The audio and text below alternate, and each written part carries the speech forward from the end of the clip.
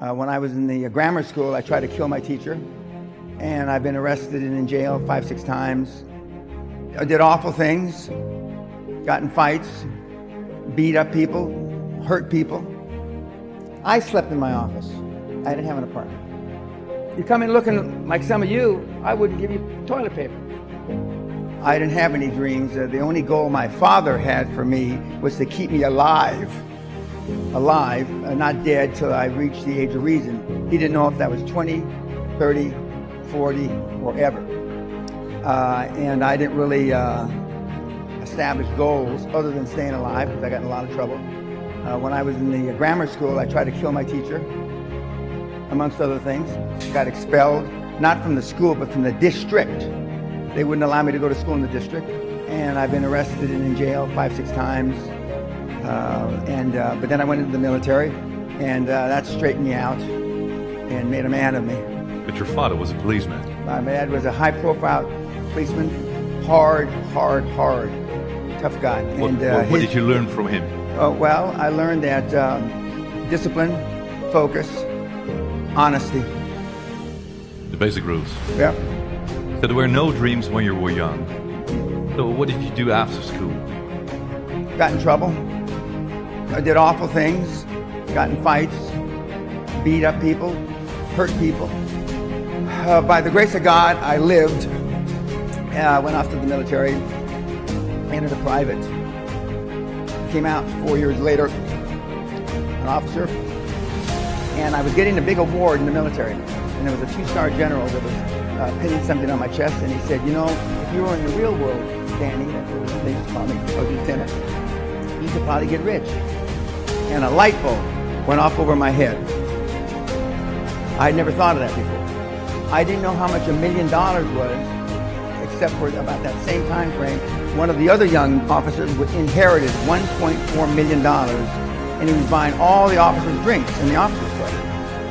And I said, well, why is John buying us all drinks? He said, he just inherited $1 million. And I said, write it down for me.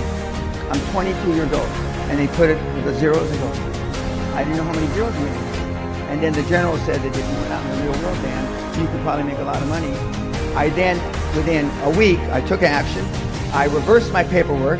I just put in paperwork to be a permanent military forever. And I reversed it to get out. I got out 5, 6 months later.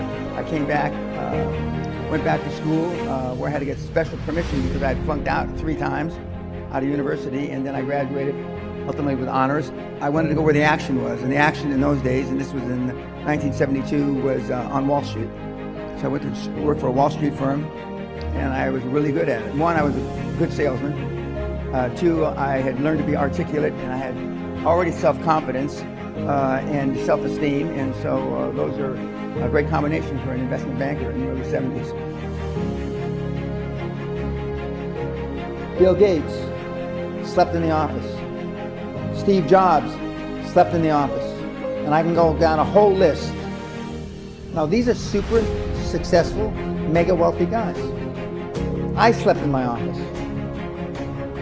Not everybody's willing to make that sacrifice.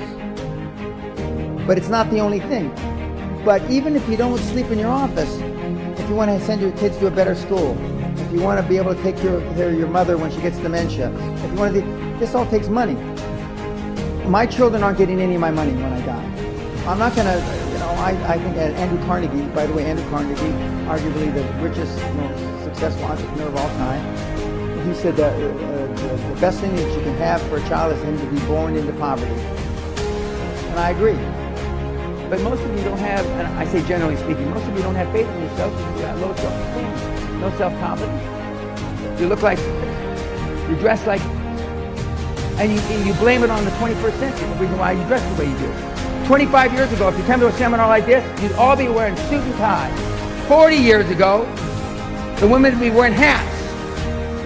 This is my uniform. I don't go to sleep like this, but I mean, this is my uniform. It has been for a long time. If you want to get money from banks, dress like the president of your country. If you come in looking like some of you, I wouldn't give you fucking toilet paper. You only have one time to make a first impression, kids.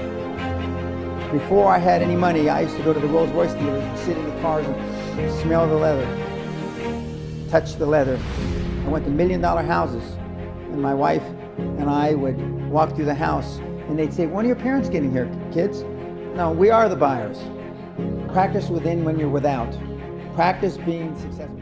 Thank you so much, guys. See you in our next video. Don't forget, think bigger.